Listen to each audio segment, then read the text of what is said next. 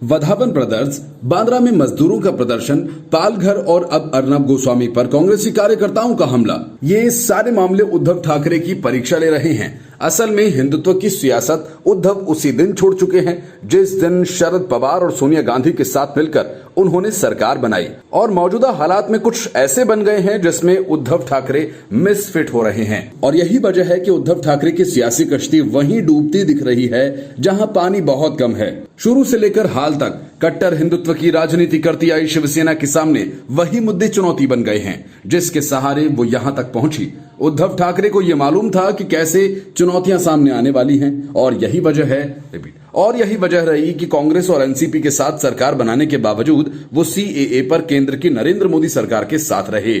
यहां तक कि अपनी सरकार के 100 दिन पूरा होने पर जश्न मनाने के लिए भी वो अयोध्या पहुंच गए। सवाल यह है कि उद्धव ठाकरे का असली कसूर क्या है? सिर्फ यही ना कि वो उस पार्टी के साथ नहीं है जिसके साथ देश का बहुमत और जनमत है। अब इससे बड़ी मुश्किल उद्धव ठाकरे के लिए क्या होगी? बतौर मुख्यमंत्री जो उन्हें सुनिश्चित करना चाहिए था वो सब करने के बाद सबके निशाने पर हैं। किसी भी आपराधिक घटना के लिए सरकार निशाने पर इसलिए आती है क्योंकि जिम्मेदार अफसरों पर कार्रवाई नहीं होती।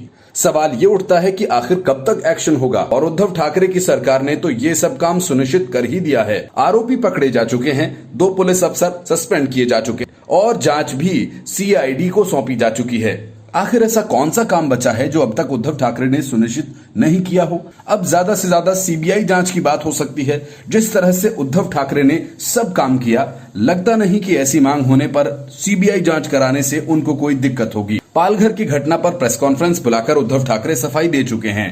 महाराष्ट्र में हाल फिलहाल ये तीसरी घटना है और चौथी घटना अर्नब गोस्वामी पर हुए हमले की है, जिसे लेकर उद्धव ठाकरे सबके निशाने पर आ गए हैं। लेकिन एक सच ये भी है कि ये चारों ही घटनाएं एक ही विभाग के कामकाज पर अंगुली उठाती हैं, जिसके मुखिया उनके कैबिनेट साथी अनिल देशमुख हैं। एनसीपी कोटे से अनिल देशमुख महाराष्ट्र सरकार में गृह मंत्री हैं।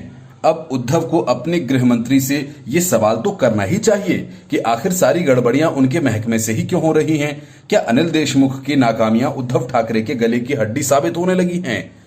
पूर्व सीएम देवेंद्र फडणवीस अनिल देशमुख को बर्खास्त करने की मांग कर चुके हैं।